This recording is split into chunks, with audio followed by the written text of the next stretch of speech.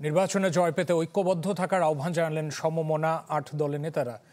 সিলেটে বিভাগীয় সমাবেশে তারা সংস্কার কাজে বাধা দিলে প্রতিহতের হুঁশিয়ারি দিয়েছেন।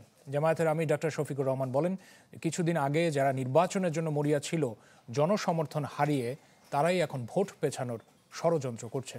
সিলেট থেকে রমিজ হুসাইনের রিপোর্ট। নতুন বাংলাদেশ গড়তে এলো জুলফিকার স্টিল। জুলফিকার স্টিল, ইস্পাত দৃঢ় অঙ্গীকার। নির্বাচনের আগে গণভোট সহ 5 দাবিতে সমমনা 8টি রাজনৈতিক দলের বিভাগীয় সমাবেশ 360 আউলিয়ার পুণ্যভূমি খ্যাত সিলেটে। আলিয়া মাদ্রাসা মাঠে আয়োজিত সমাবেশে দুপুরের আগেই কানায় কানায় পূর্ণ হয়ে ওঠে। 12টার পর শুরু হয় সমাবেশের মূল আনুষ্ঠানিকতা। 8 দলের কেন্দ্রীয় নেতাদের বক্তব্যে উঠে আসে নির্বাচনে জয়ী হতে ঐক্যের বার্তা। সেই সাথে নির্বাচনের আগে গণভোট, তাতে হায়ের পক্ষে জনমত গঠনের আহ্বান। হিন্দুস্তানের আধিপত্যবাদ আর নতুন জালেম বিএনপিকে রুখে দিতে হবে। অতএব গণভোটে হ্যাঁ বলো।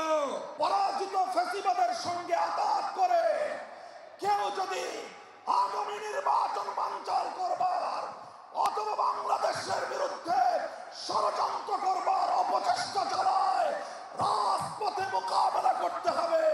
চাঁদাবাজদেরকে, আমাদের দেশের টাকা যারা বিদেশে প্রচার করেন, ওদেরকে আমরা না বলার মাধ্যমে আমরা বাংলার জমিন থেকে চিরতরে উৎখাত করে মাথা উঁচু করে দাঁড়াবার পরিবেশ তৈরি করতে হবে।